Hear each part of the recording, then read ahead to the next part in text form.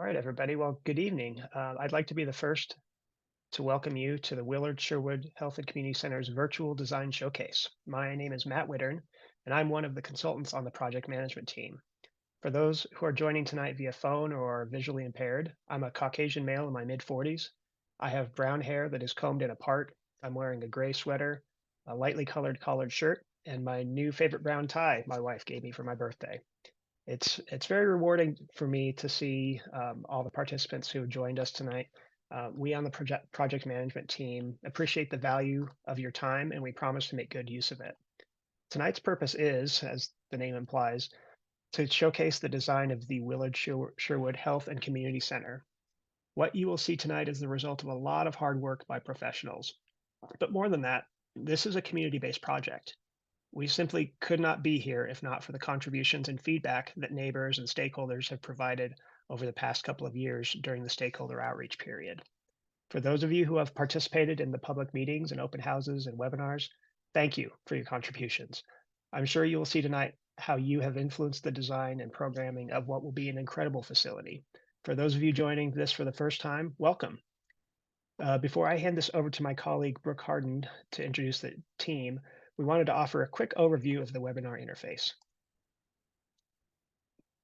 On the next slide, on this slide, we have the black rectangle that is present at the bottom of your Zoom window.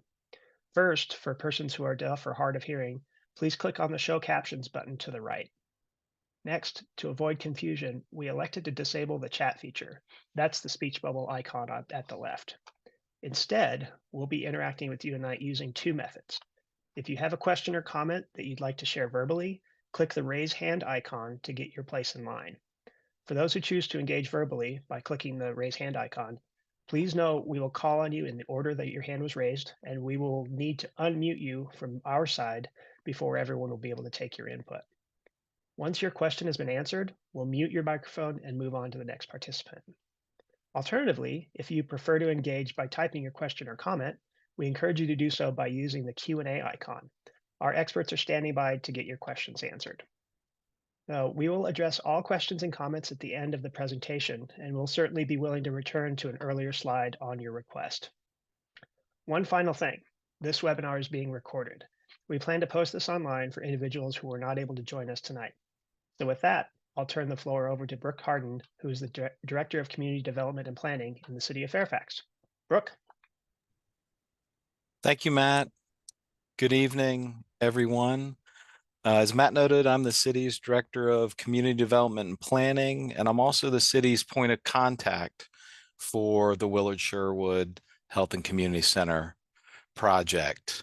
I am a middle-aged Caucasian guy with brown hair, what's left of it, and I wear glasses.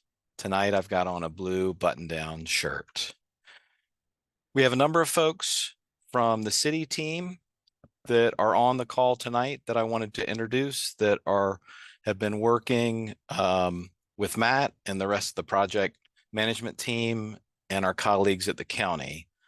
They will be here this evening to answer questions or provide input as needed.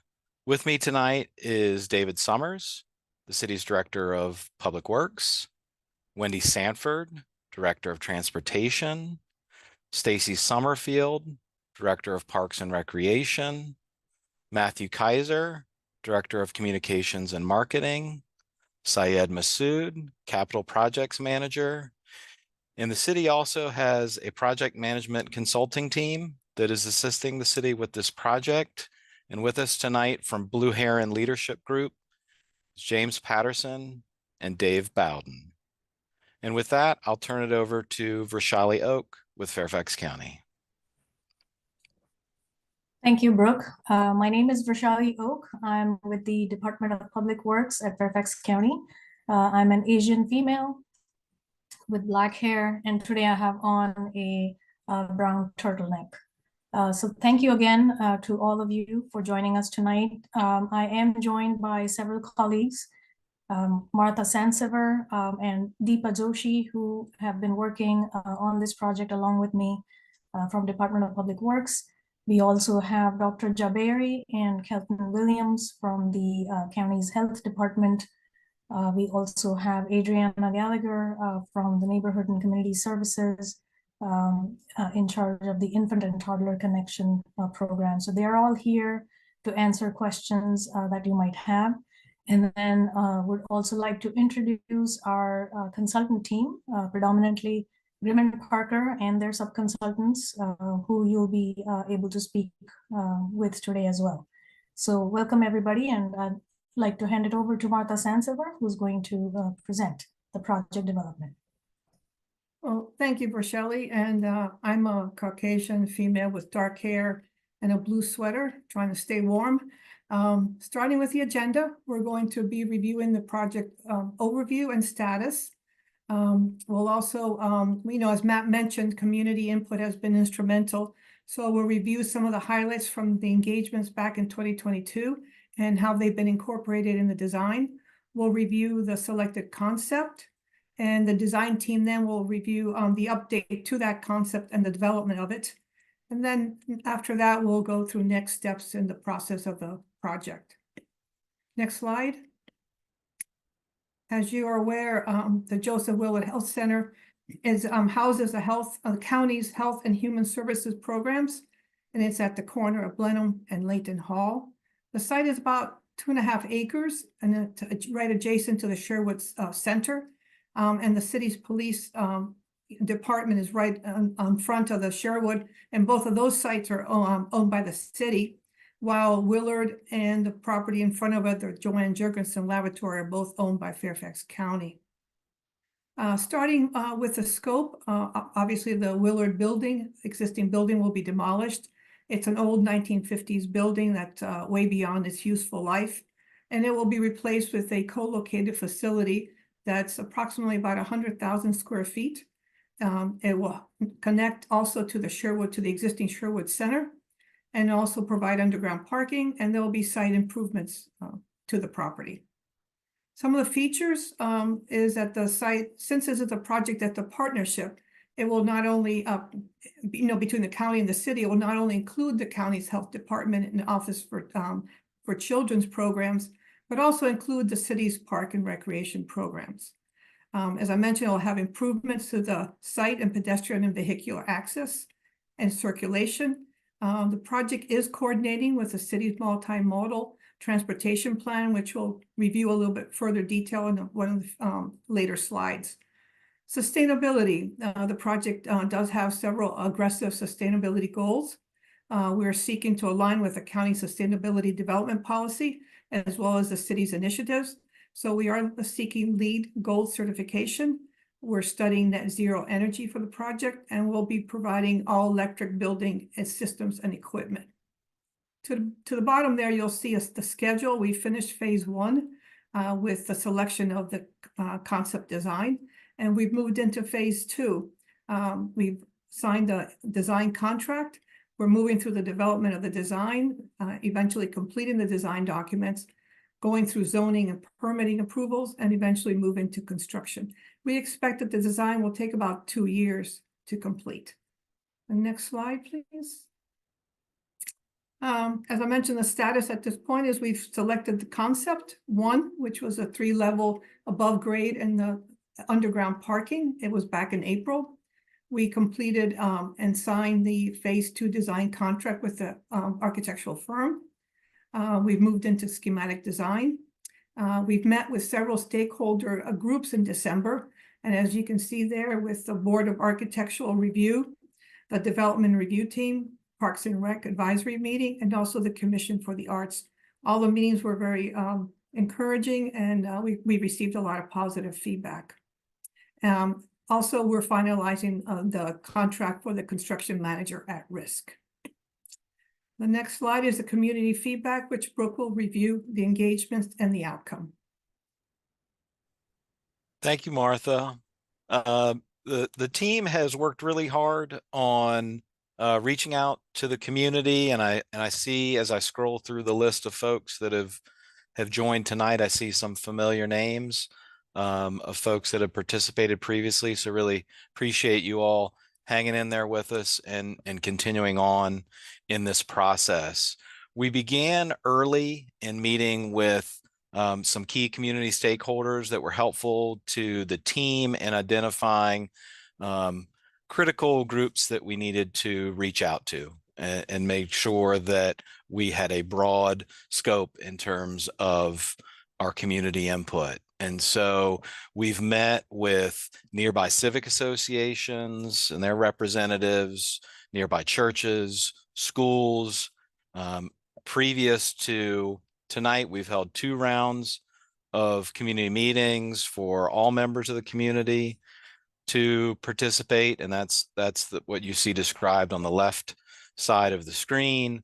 Have tried to use different forms of outreach to help spread the word on social media, flyers posted around the city, signs on buses, those sorts of things. And as we're doing tonight, having virtual sessions, so folks had options to easily participate as well as in person.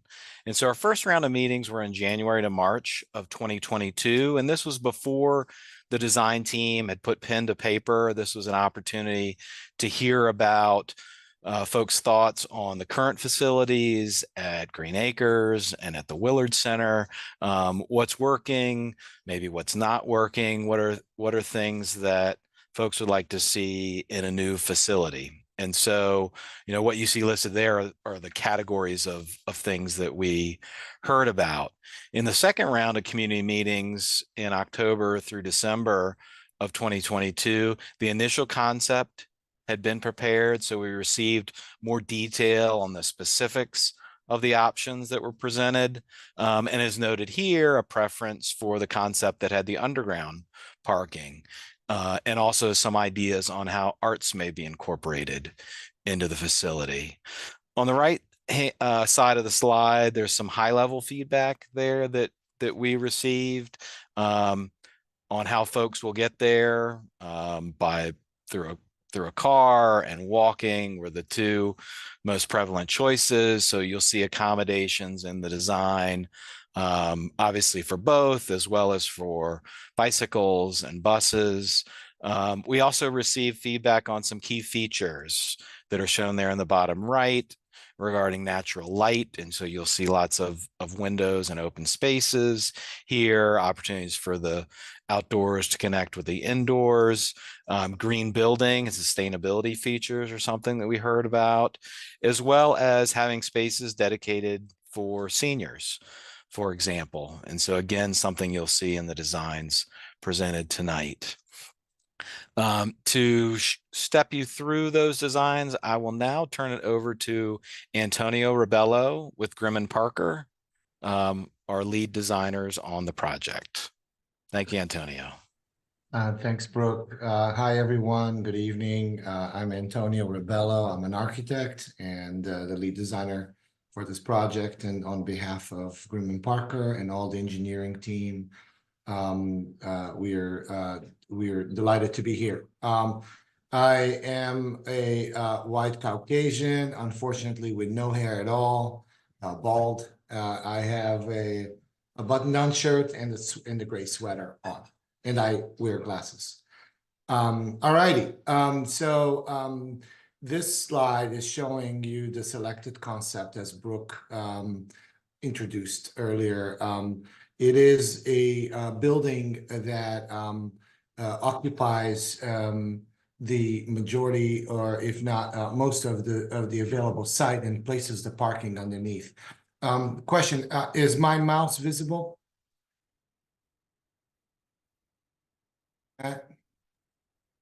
Yes, it is, Yes, Antonio.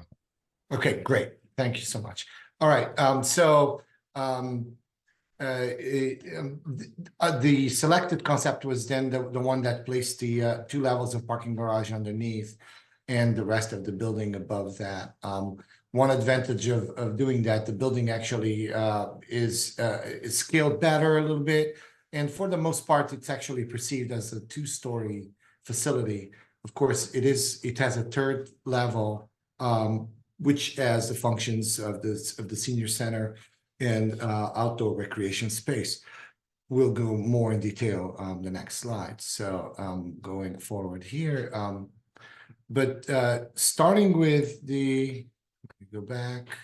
Okay. Starting by just looking at the site and the proposed design, you notice that we also have a condition where we have a lot of grade changes on that side. Basically, the ground slopes quite dramatically as one moves closer to the intersection of Layton Hall and Blenheim Boulevard. Just to give you an idea, because we are designing the site to maintain the existing curb cut from Layton Hall, the existing car entrance to the site from Layton Hall, that places us approximately at the elevation of 386 feet above sea level. It's kind of a engineering way that we have to measure the contours of a site. And so because that is the elevation that we are at, the first floor, the level of the building is set at that elevation. And going through the entire building on Blenheim has to be around 386. Well, as most of you, I'm assuming all of you probably know the site pretty well. You know that at that corner, it's pretty sloped down. It's actually about 372 feet. So it's like kind of like 14 feet down. So to manage that elevation change, we're going to have to introduce some elements like retaining walls, stairs, ramps, and things of that nature. For those of you that are familiar with the site, you already know there's already retaining walls there. There's a pretty significant stone wall along Blenheim Boulevard currently. Now, as this drawing is showing you, there is a multimodal concept also planned for that intersection. It's pretty exciting design that brings, a bike path through the site. It has a bike share, lockers on the sidewalk there. It has a bus stop shelter. It has areas for sitting, and we are then integrating all that with our design. The challenge with that, but we're turning that into an advantage, is that we have to push the grade even further, closer to our building, which then requires us to add these retaining walls. And as you'll see, and here there's a little close-up of that design that shows the impact of the encroachment onto the property. This also has impact on how we provide ADA access, and we have a plan for having a ramp that will facilitate folks with mobility impairments to go with a wheelchair on a ramp also to the front door. We're going to go more in detail now. Another thing that this drawing shows is our concept of having a rooftop amenity, and those two rectangles there indicate what a bocce court would take on that roof. But that's just so that we know, if we have enough area to place these amenities on that roof, which we do. All these blue squares that you see here, they signify solar panels. This is a solar array because we are looking at this building to be a very sustainable building. We're looking into LEED Gold and looking into even net zero as much as possible, as was indicated earlier. Also, we're showing a connection from the lower part of the site to the upper part of the site where the existing Sherwood Center is, that we are all familiar with. And we're studying, this is just one option. We're studying other options on how to actually connect up with cars from and to the upper part of the site. And we are also connecting, of course, the existing Sherwood to the new facility. So let's see if this is going to change. Okay, there we go.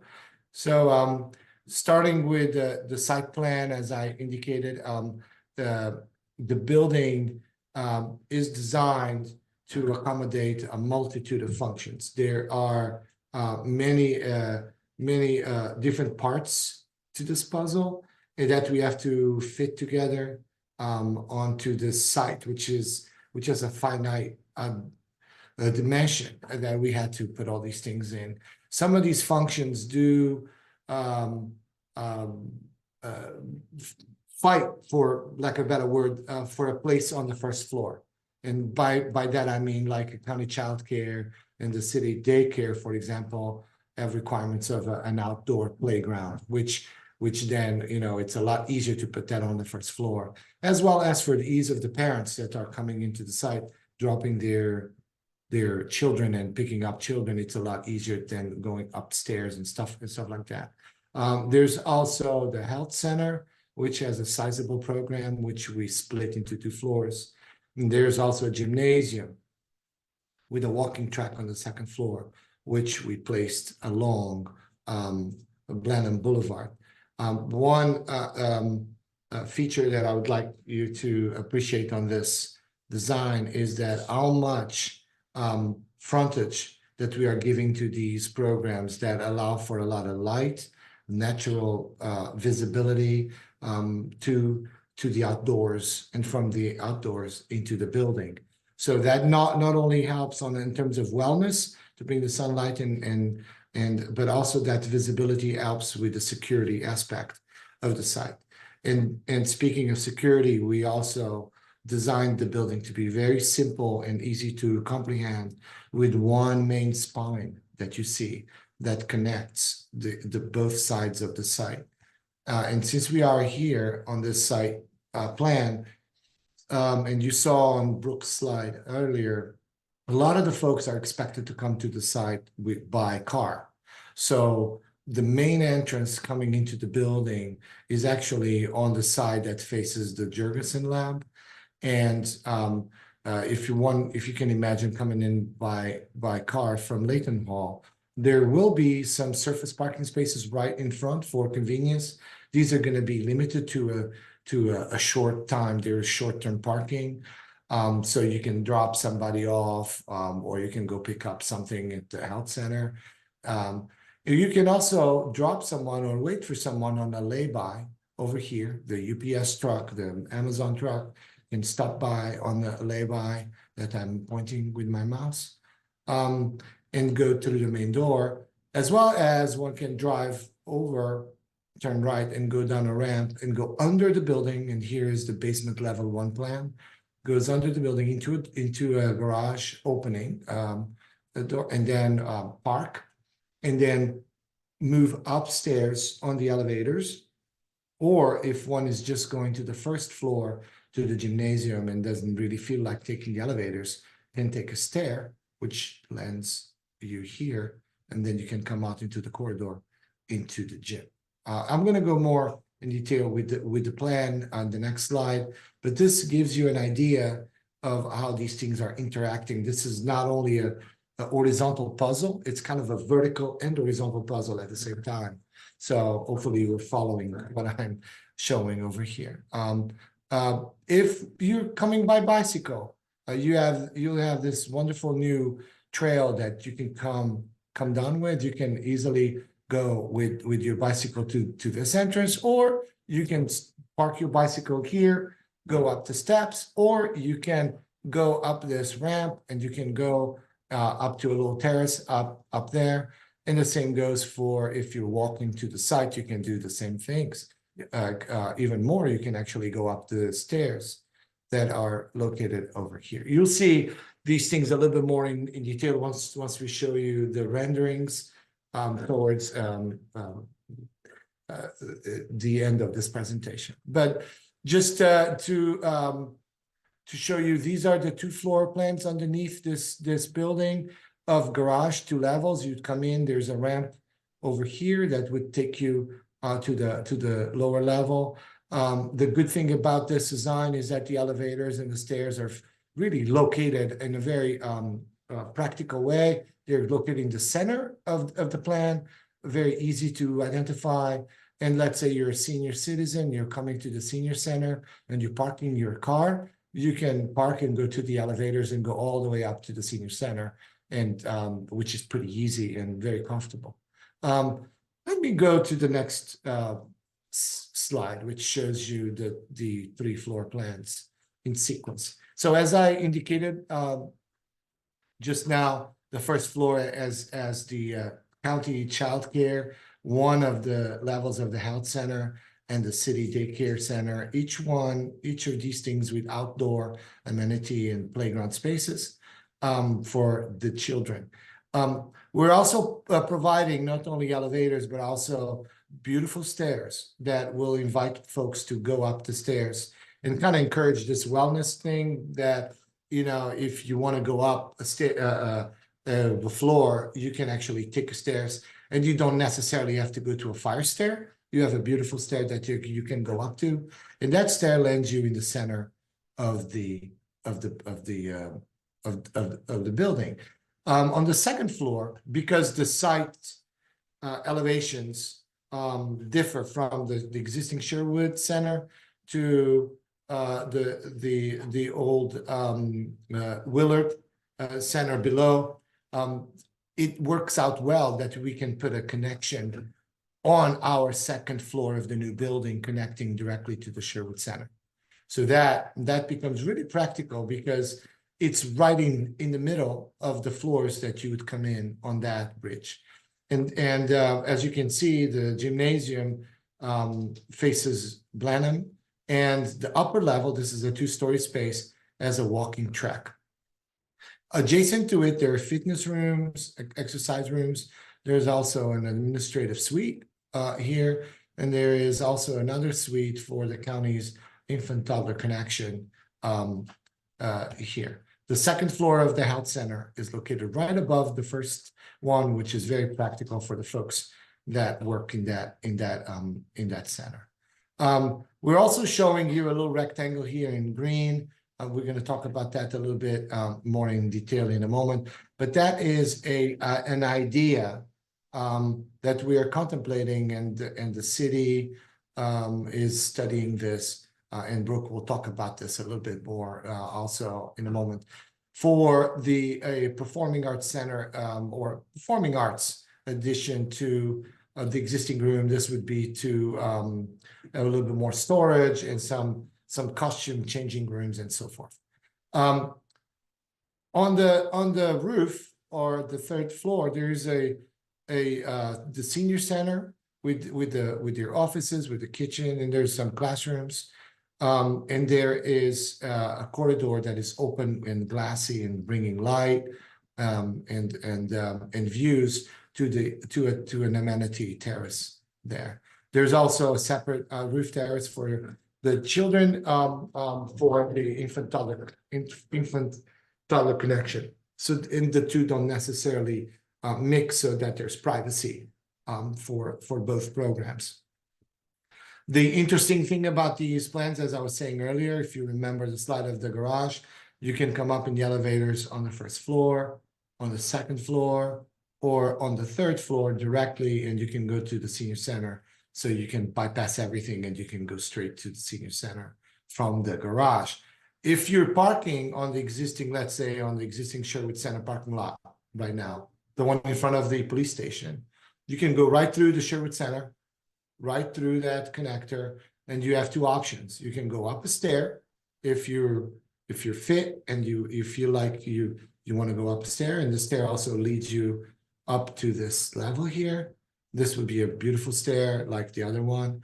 Or if you don't want to go up the stair, you can go take an elevator that is right here. Or you even have the option to go over here and take yet another elevator. So multiple options, not just one option to move vertically in this building. Another thing that I would like to point out is the opportunity for art displays. And we are identifying areas along these corridors, for example, this area of the gymnasium wall, which will be a solid wall, perfect to hang art. The corridors are wide. There's opportunities for even other media that's not paintings, maybe even sculpture or other things. So along the corridor walls on the first floor, there's at least 2 or 3 very viable options for art display, for public art. Additionally, on the second floor as well, we are actually looking at this connector to Sherwood to have quite a bit of glass, but at the same time, not all glass. We hope to have a little bit of solid wall that will also allow to become kind of a mini gallery, hopefully, that can have some display space as well. And likewise, on the third level, there's a whole wall that can be adorned with art. Shall you choose to? Let me go now through the existing Sherwood Center. This is on the right side is the existing plan. The color blue represents the existing space, the large ballroom that exists there now. That's a multi-use room. This is going to be the performance space, and the idea is to enhance the space for performances. And because we're doing that, we are proposing to modify the ceiling a little bit, remove that big vault, which is a pretty vault that exists there now, but acoustically is not the best. So we're designing, proposing inverted convex shapes that we can have lighting mounted in the ceiling in between these, and kind of help for a variety of performances. We are not envisioning a fixed stage. This is a question we get often. The stage we're envisioning would be a demountable, a movable stage so that the room can stay as flexible as it can be. And over here by that connection, we are showing a what if the city decides to go ahead with this addition. This would add 2 changing rooms. You can see an idea of having a counter and chairs and racks for clothes and things like that, as well as a storage space and a corridor connecting to that. We're also, of course, adding a sound booth in the room, and we are showing a connection where we would be going through this room across into the new facility. The design on the outside would be in kind with the existing architecture so that it wouldn't look dissimilar. So the same details, the same window details, the same brick color, or as close as we can match it, of course. And that is what we are thinking about this. Brooke, you want to add to this? Sure. Thank you, Antonio. Sure. This is an option that the city is exploring, as I mentioned earlier during our community outreach. We heard a lot from the arts community about the need for additional spaces to host the types of performances that are happening now and those that are happening in the future, and how those could be better accommodated. And so this element of the project, the potential addition to the existing Sherwood Center, is one that would be fully funded by the city. It's part of the project, but is not an element that would be a shared cost between the city and the county. And so what the city council has instructed us to do is at each stage of design, we will return to the council and get their authorization to move forward to the next phase of design. And that's really occurring with the overall project, but just to highlight that this element is kind of a city-only authorization as the project moves forward. There are a number of options that the design team looked at as part of the earlier stages of this project, including looking at options in the new facility. Those were not didn't move forward based upon space constraints, cost considerations as well. But this element is one that we will continue to evaluate. And the council will evaluate again at each stage of design and up and through the point of beginning construction. And so you will continue to see this as we move forward, if the council is continuing to consider it. I will note, as part of a separate effort that the city is pursuing, there is a feasibility study underway for a completely independent and separate performing arts facility, looking at other locations in the city. And so that is part of the evaluation that's underway in parallel and in conjunction with looking at modifications to the existing Sherwood Center. So just wanted to mention that for folks' information. Thank you, Antonio. Sure. Thanks, Brooke. All right. So now let's go to some more fun stuff. So when we now looking at the architecture of the building and the character and how this building looks and feels, this building needs to be a building of its place, right? The first thing we do obviously is look at the context and see what can we learn from the context so that this building really feels like it belongs. And we look at we actually look beyond style. We actually look more at the elements that make it part of its place. And this thing means that we look at things like materials, colors, elements, proportions. And when we do that, and we started looking at the beautiful city of Fairfax, there are things that come up to the surface. There is the use of brick that we see, and predominantly red brick, but also other elements. There is the use of a variety of forms that accentuate elements on the buildings. These forms indicate where the entrances of buildings are, so that they give visual cues to folks going to these facilities. We also look at the beautiful variety of colors of things that we see along the more traditional parts of the city, as well as this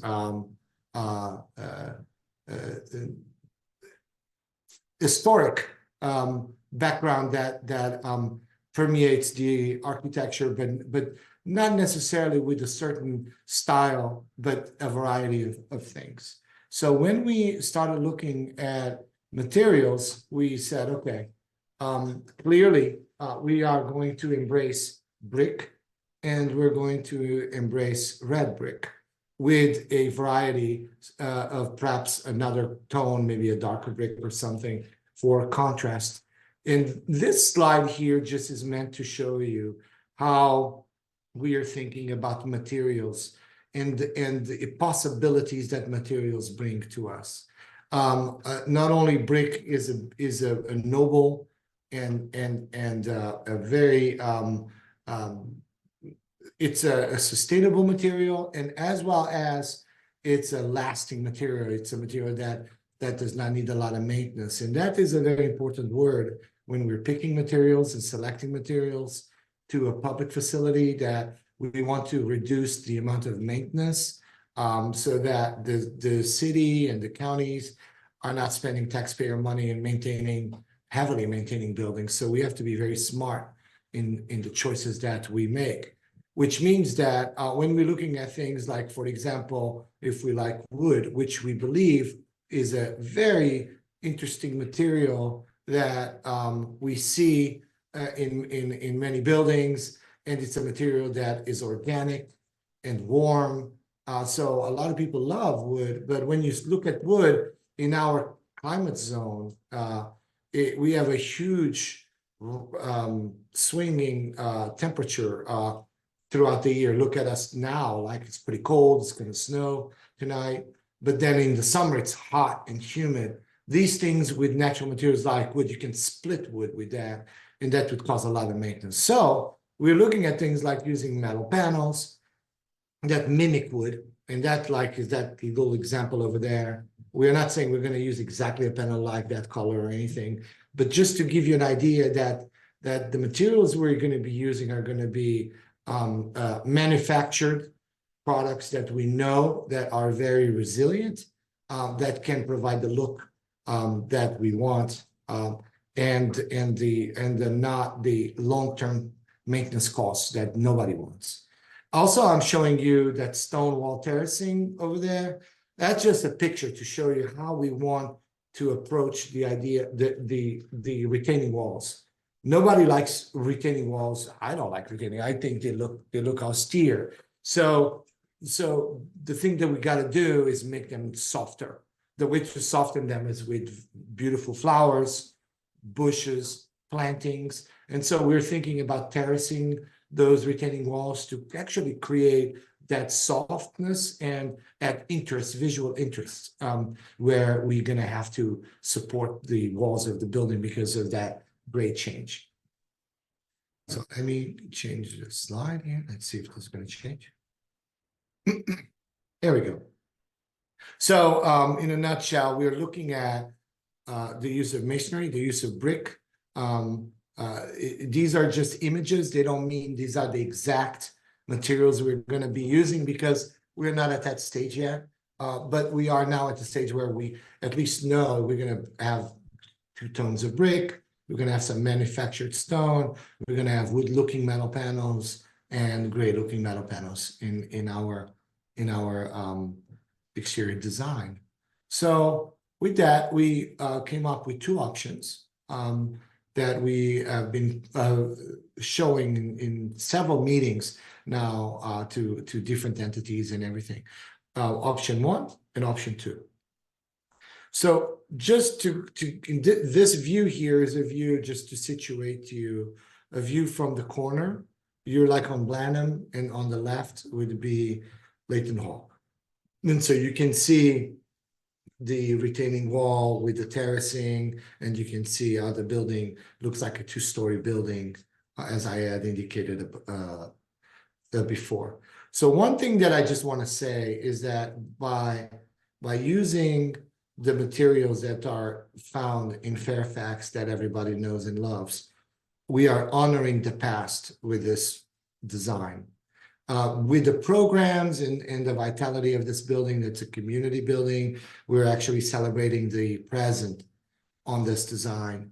And we believe that a look that is a little bit more fun and not institutional is something that everybody wants. And with that, we are actually looking forward to the future with some promise, where the younger generations also see themselves part of this building and want to come here. So with that, let's start with option 1. Option 1, as you can see, this is kind of like a bird's eye view, again, at the corner, as if you're on the intersection, but a little hop in the air. And you see Blanham on the right side and Layton Hall on the left. You can see on Layton Hall, you can see the entrance, vehicular entrance to the site, exactly where it is right now. And down right in the foreground here, you see the design for the multimodal space, where there's the bus stop shelter, the bicycle share area, and areas to cross, and then the stair to the main entrance. And you see all the solar panels, and which are active, sustainable elements in the building, bringing renewable energy into the building, as well as some other passive elements, such as vertical shades at the gym, where we're playing with art on those vertical panels. You'll see it more in detail next slide. As well as other passive elements like horizontal sunshade devices and things of that nature. You can see on the roof is going to have a planter that's going to be close to the parapet, that is going to not only soften the transition between the building and the sky when you see it from the ground, but also adds a lot of interest while you are on that terrace. So here's a bigger picture of that rendering that you saw earlier. Of course, the big thing here that we're showing is this fun canopy. That is the only element that we're showing in this wood. And this canopy is meant to be kind of like celebratory almost, and tell people that this is a cool building. This is a building that you want to come in, and then we are showing that big corner window. That corner window is an exercise room, so people can actually see people exercising and having fun on that floor. And so it kind of like it hopefully will call people to come in and be part of this building and enjoy this building. We also show the windows on the gymnasium facing Blenheim that would be punctuated by those vertical fins. The vertical fins, again, another opportunity for public art. We just wrote the words Fairfax on it just to give everyone an idea of the possibilities we can have. But most importantly, you'll be able to see people walking on that track, playing basketball, playing pickleball inside of the gymnasium and those things. Also, you see the base. So as I was alluding earlier, even though this is a contemporary design, there are some classical elements here, like the base, middle, and the top. So you see this base where you know it's softened up by the flower planters and the stairs and in places for sitting and meeting folks, which could be quite fun. As we walk around the building, these are some views we took from the architectural model that illustrate what we're thinking. We're breaking down the mass of the building because in the end it's still a big building. And so we are alternating the color of the brick. It's all masonry, but it's like a little bit of red masonry, a little bit of a darker masonry, in some accents where we would like to have them. As we go onto the site from Leighton Hall, there's a little covered area that's outdoors that can lead folks from the sidewalk into the building. And if you're across from the Jurgensen on the bottom right image, you can. We are also providing an entrance directly to the Health Center. If folks want to go directly in and not actually go through the lobby, you can go directly to the Health Center from the exterior. This is option 2 or scheme 2. That is slightly different. Some folks say, oh, what's the difference? But then you start looking close, you see there's quite some marked differences here. Obviously, this one does not have the big canopy. It's a little bit more tame in that way. It also still celebrates some of those special places like the exercise room with the window, but it has a little bit more formal character in some ways, right? It's not as playful as option 1. We offer this as an option to the other one, so people could debate the merits of pros and the cons of each, and see what they like more. So this one we are showing some umbrellas on the roof that you can see that could just envision how much fun that top amenity space could be. Again, if you see it from the intersection, this is the overall character of this scheme. The scheme would have some brick detailing. It would have some elements at the parapet level and other things. So you can see there are some differences in this. Things that are the same or that we strive to be constant are like the idea of the entrance, making sure that everybody knows. You don't need a sign to say that's the door. You know where to go empirically by just looking at the building. So the building should be easy to understand both from the outside as well as inside. And when you walk in the building, you shouldn't be needing any plans to go anywhere. You know, this is a suite, this is the childcare, this is the gym, this is that. It's very straightforward in that sense. So as we circulate around the site again, the same things. Other opportunities for artwork that we see is like, for example, on the railing for the childcare playground. I think that could be an awesome opportunity to have art on that railing that could further link this building to the community. So that's my presentation, and I'm going to pass it now to Brooke. Thank you so much. Thank you, Antonio. And in addition to what I shared earlier on input received from the community, the project team has also been meeting with various stakeholder groups. And so we have met with various citizen boards and commissions of the city, such as the Parks and Recreation Advisory Board, the Commission on the Arts, the Board of Architectural Review, have met with each of those groups on a number of occasions and will continue as we move along. Most recently meeting with those groups in December, as well as meeting with the City Council earlier this month. In addition to the stakeholder groups, we've met with the cities and counties program managers that will operate within the building. Some of those folks are on the call with us this evening, and also the development review staff from the jurisdictions that will review the project for plan review, permitting, and approval. So to share a little bit about the feedback, it was interesting to see, because one of the things in the early stages of this project that we generally heard was a desire for the facility to be fun, to not necessarily give an institutional impression, and be inviting for folks to come in and enjoy, that it would have spaces where people could get together casually, where the outdoors could be pulled in and the indoors could be pulled out. And so what we saw kind of along those themes in our discussions with the stakeholder group is support for Scheme 1. Both those schemes, as Antonio noted, are the same internally, but Scheme 1 has some additional design features that seem to respond to the type of character that folks were looking for, like that canopy, for example, that would provide those spaces for visitors to enjoy the outdoors and for both formal and informal gathering to occur.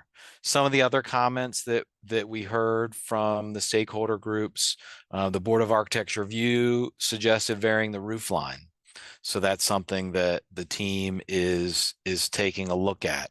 There was support for vehicle access to Sherwood from Leighton Hall Drive.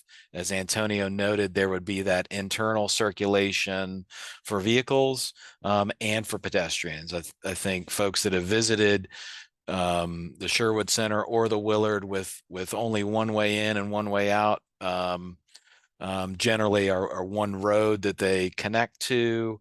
There can be times when that can become congested. And so providing for some more circulation was certainly something that we received positive feedback on. The notion of charging stations for electric vehicles is something that we heard support for. That's something the team is examining. As was noted earlier, the goal is for this to be a green building, for this to be moving toward a net zero building. So those are all things that complement what those overarching goals are. That the project incorporates photovoltaic panels, all those little blue boxes that were shown on the roof of the proposed building in the slides that Antonio went through, certainly support that notion of green building and reduced reliance on fossil fuels or offsite energy. I did see a question in the Q&A about whether solar panels will be added to the Sherwood Center, the existing Sherwood. They won't be. The changes that are proposed to the Sherwood Center are limited to the bridge connection to the proposed facility, that small addition that we discussed earlier, as well as some internal renovations that would occur to accommodate those modifications.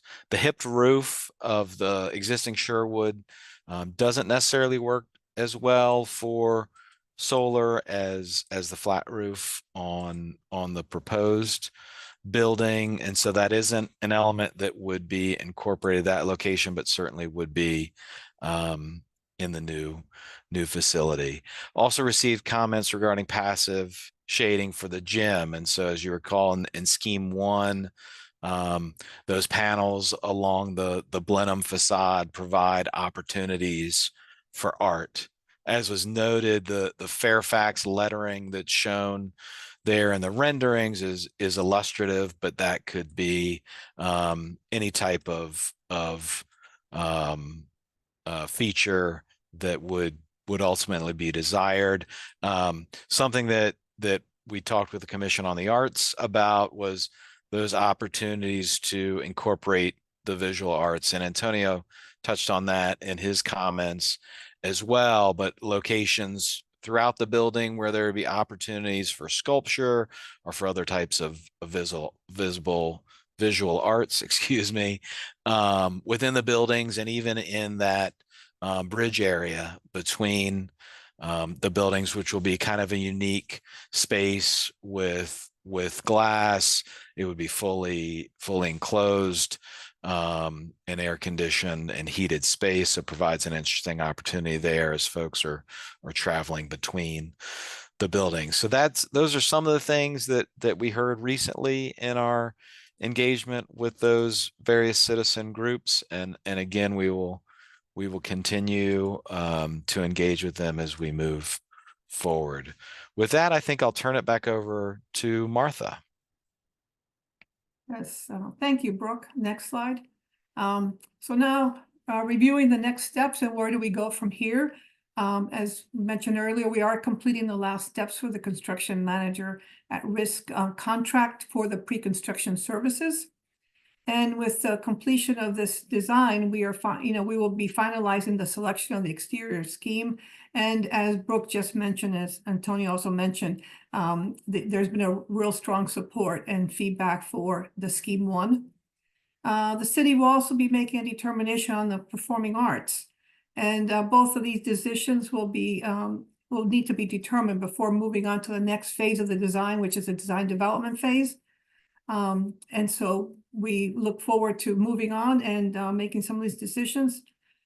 With that, we conclude the presentation.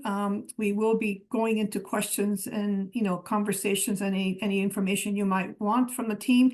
But I do want to thank everyone for joining us, and this presentation will be uploaded to the website. Thank you. I'll turn it over to Matt. Thank you, Martha.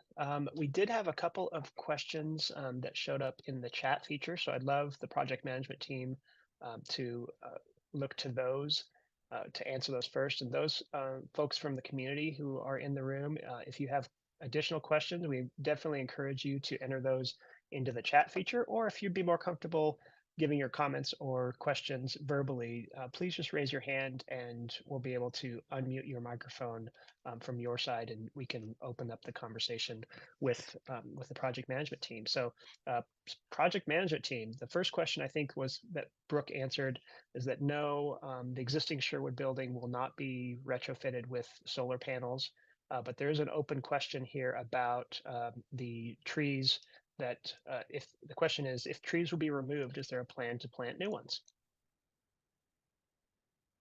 Yes. Actually, I'm going ahead answering this.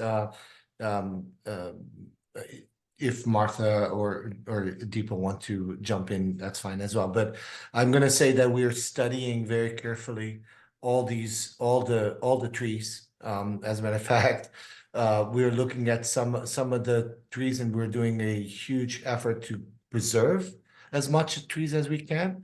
And the ones that we are removing, we're going to have to be planting them. Yes. Thank you, Antonio, for that.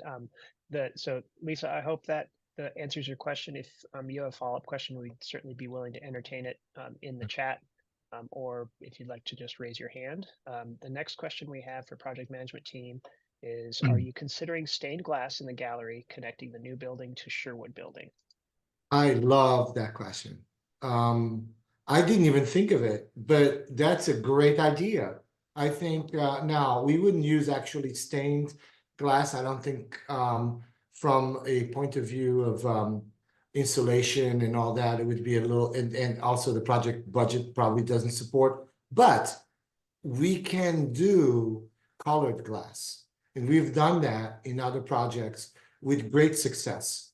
And I love that idea. I think next time you see this, we're gonna show, once we start going more in detail, I'm gonna make sure we explore that and include that in that gallery, because it does add quite a interesting mood to the space. We've done it before. You can Google what's the name of the library? Elk Ridge Library. We did it. We created a glass wall that probably you can see on the library website or even on our website, the Greenman Parker site, on imagery, and you can see what we can do with just regular glass, but tinted glass. Not tinted like I'm talking about real different colors and stuff like that. So anyway, thanks for asking that question.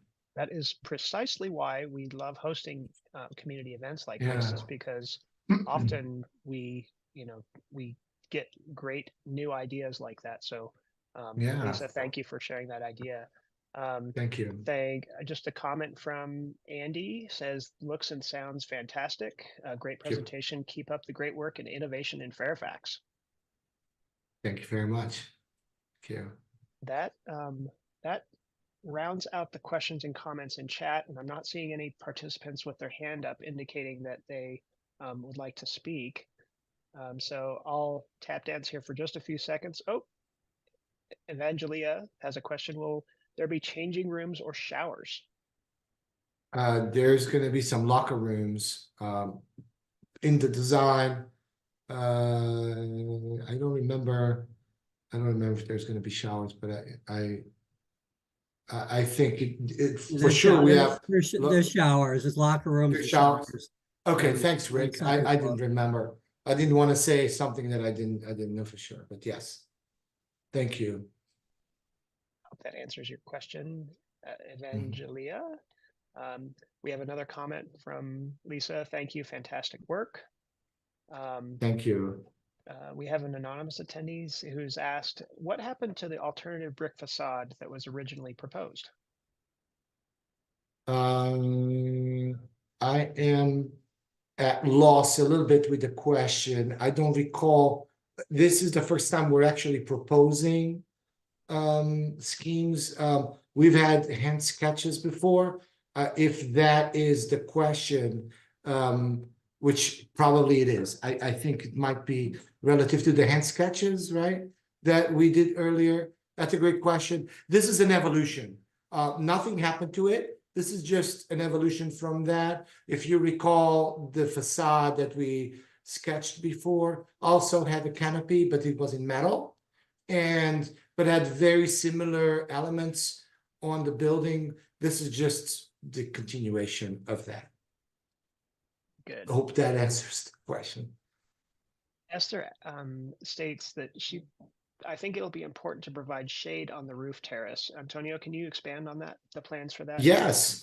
As a matter of fact, I don't know if you recall, we are showing a trellis on the roof. If we can go to the rendering, you can see not the plans. I would go to the aerial view.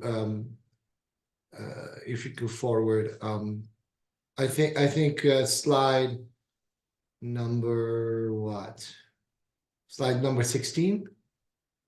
Yes, that you can see over there. And I'm going to ask request a remote control so I can point out. Can you see my mouse? We can. Okay. As long as you're energetic about it, Antonio. You see my mouse over here. So that is shading that we are proposing on that roof terrace. Also, let's go to actually better view is slide 19. And you'll see that can be also added with umbrellas and some other more movable elements for sun shading. But Absolutely, that's something that we pay a lot of attention to.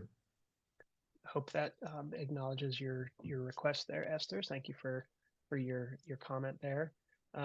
Let's go to a question from Dan. He says, will there be a place to grab a cup of coffee and snacks? Yes, there will be on the first floor by the gymnasium. There is a vending area that has enough room that you can hopefully grab snacks, and maybe there could be a coffee machine there too. But right now, that is the area that is allocated for that function. Yes. Good idea, Dan. I don't go anywhere without a cup of coffee myself. So, Nancy asks, is there programming for the top terrace or is it open? Is there programming for that? Oh, that is a programming question. I'm gonna let maybe the city answer that. Brooke, you wanna answer that? Thank It's you, not Antonio. architectural question, so I'm gonna let Brooke go. Yeah.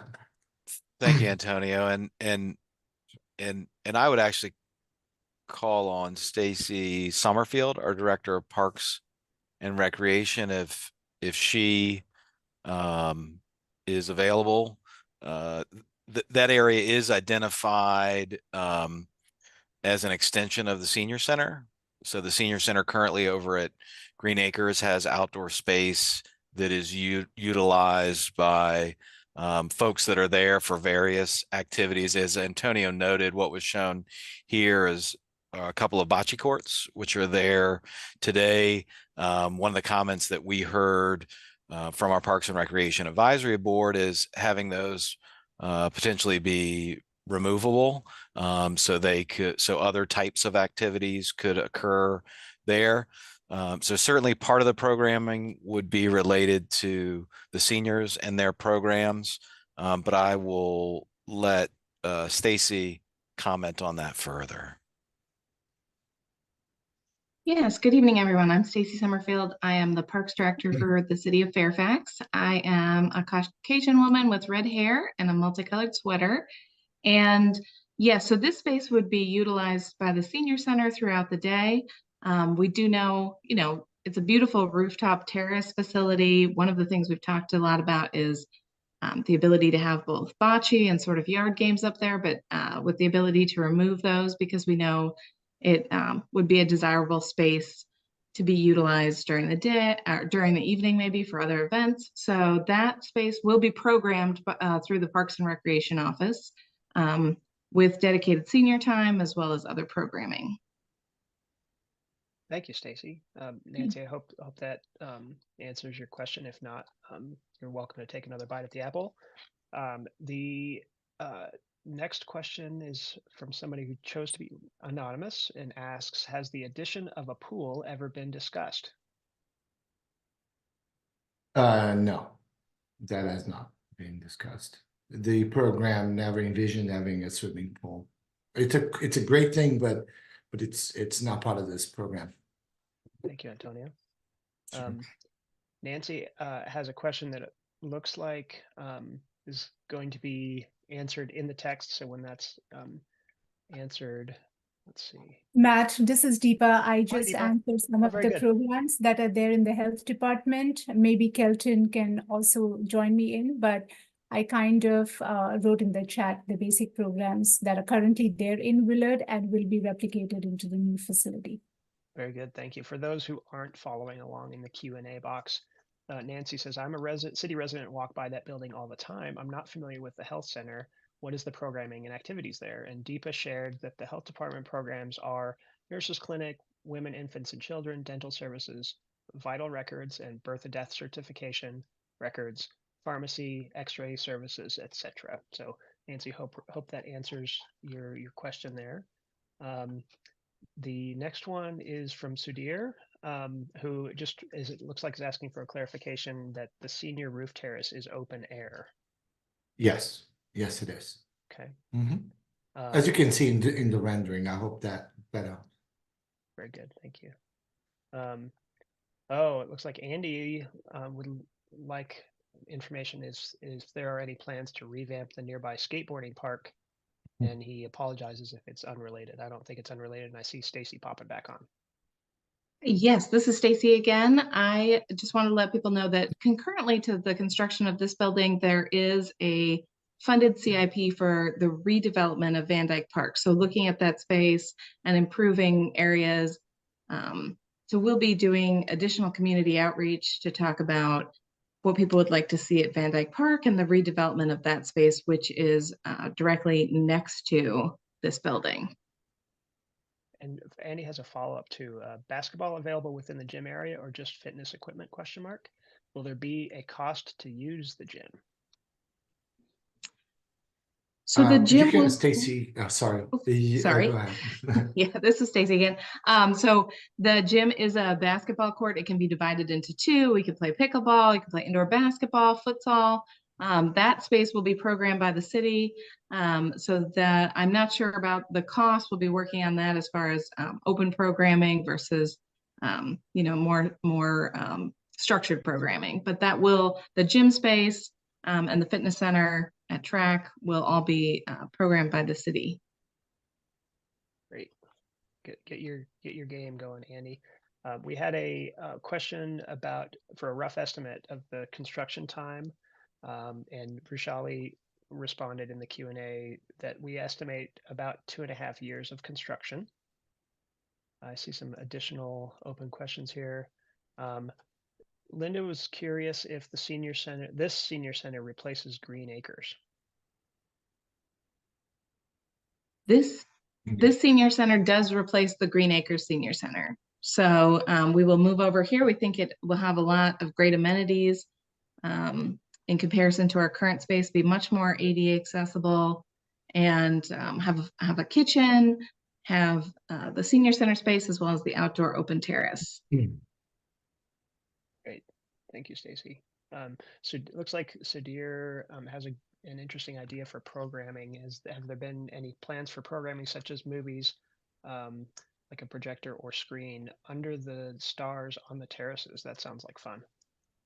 That does sound like fun. We do not have any specific programming yet, although we do have a program called Movies Under the Moon that runs over at Van Dyke Park during the summer. So we actually currently show outdoor movies in the park.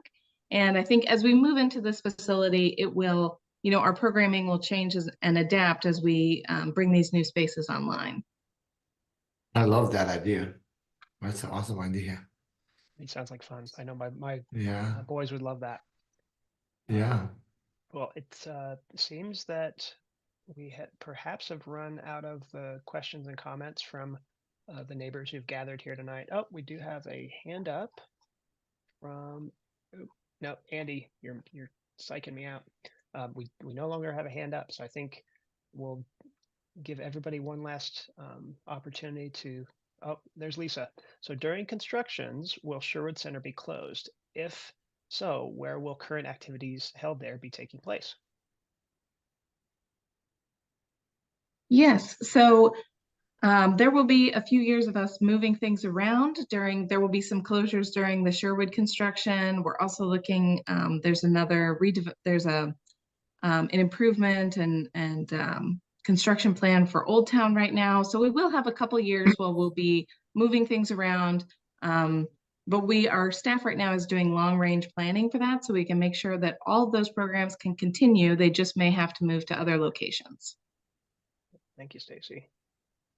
Stephen has a question about how is this new facility going to impact the traffic situation? Excuse me. I was waiting for this question because we always get this question in every public presentation. So thank you, Stephen.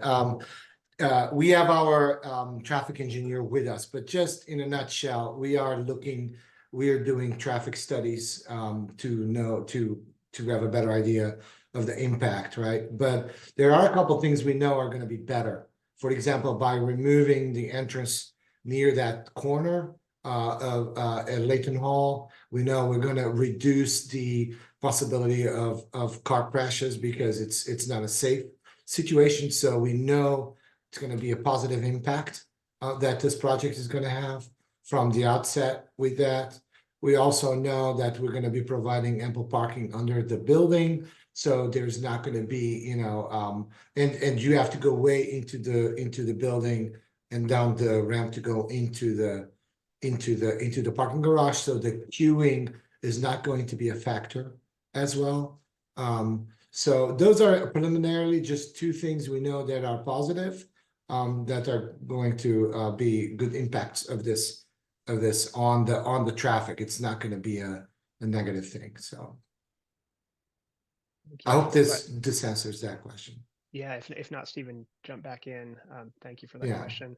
The last remaining comment we have in the chat is from Dan, just thanking the team for the presentation. Dan, you're welcome. Thank you, actually, Dan, and everyone who took time out of your evening tonight to learn more about this project and for the great comments and feedback we received. I'm seeing that we've had about 24 questions and comments answered, and so that was a great amount of engagement from everyone. We very much appreciate all of that. If there's no additional questions, we'll call a close to this webinar. And any additional questions, you can, if you just Google Willard-Sherwood Fairfax, you'll get to the project page where there's contact information for the project management team. So if the folks on the project management team will allow me, I'll, on behalf of the city of Fairfax and Fairfax County, thank you everyone for joining us tonight, and we'll call a close to this webinar. Thank you again. Thank Thank you. you, everyone. Thank you. Good night, everybody. Bye.